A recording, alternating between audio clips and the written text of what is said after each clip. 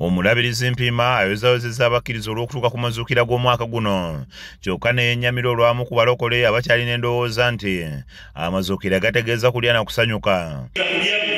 Obwakabaka bwa Katonda si kulya buli na kusanyuka, wabula gy'endereberera omuntu bw'alokolebwa bw'amanya nti Yesu azuukidde, ebintu byonna bizuukira mu bulamu bwe, ebintu bikyuka. Agamba nti olunaku luno omulokole ateekeddwa okukola ebyo byongera okugaziya obwakabaka bwa Katonda n'okuleeta abatannalokoka eri Yesu Kristo. Akuutidde abakkiriza okujaguza obulungi ate basinge ku b'ensi n'okutegeera amazuukira ga Kristo, kuba luno olunaku lw'abakkiriza ate nga lukulu nnyo.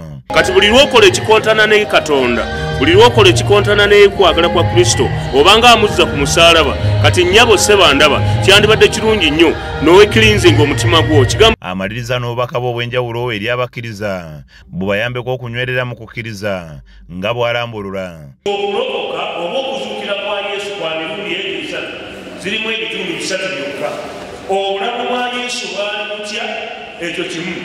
Singa Yesu teyazaalibwa, tetwandibaddeko kitugasa, yandibadde talina kyatugasa.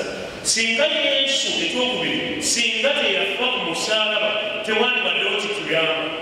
Oluvannyuma bawonza abaana bato mu mikono gya Mukama ne basabira n'abaana bonna okukula nga ba mugaso nga basobola okukyusa ensi.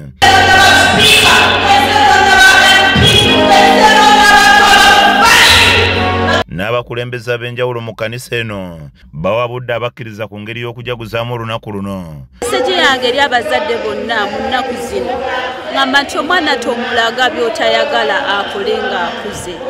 Tugeze ng'okumutwala mu bivulu, okumutwala mu bintu nga biyinza okwonoona obulamu bwe.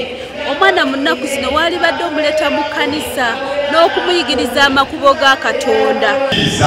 Oba oli Musiraamu, oba oli mulokole, oba oli Mukatoliki, oba oli wa ddiini ki, oli ali waggulu.